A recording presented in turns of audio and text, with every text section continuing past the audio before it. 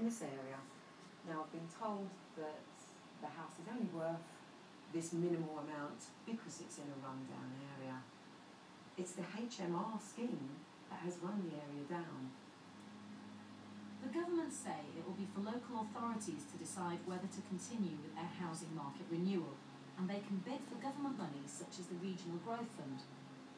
But local authorities say in a time of cuts, they're unlikely to secure the funding needed to complete regeneration.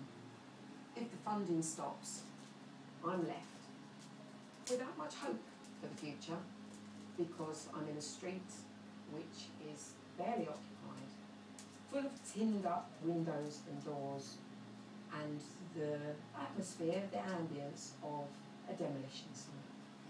The best thing they can do now for me is to get out and leave me alone to die. Hello. We're Elijah. Anita's here. So what's the latest on the people we saw then? Hello. Well, since the current government came in with Bye. the housing market renewal scheme, Elijah's house Bye. has been saved. So great news for Elijah, he doesn't have to move. How will this happen to these people?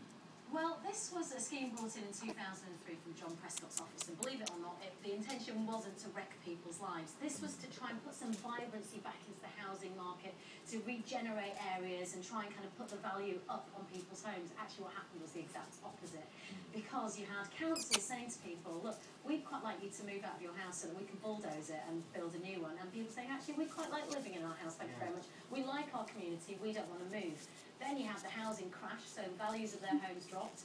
Their neighbours might have decided to move, so now they're living next door to a boarded up house, so the values reduced even more. So eventually when they did sell, they couldn't even afford to buy an equivalent home in another area. So it kind of just spiralled. But the housing minister is about to make key decisions, isn't he, about some homes in Liverpool? Yes, there is an area in Liverpool that Grant Shapps, the housing minister's got to take a view on. Basically, it's 295 homes. Ringo Starr used to live there. Right. And the people of that area have said, look, we don't want to move. We don't want our houses bulldozed. So he's going to make a decision this week. And depending on what he decides, that could set a precedent for the rest of the country. But these compulsory purchase orders, okay, that people could have put on their homes. Now, I don't want to frighten everybody, but it could happen to anybody.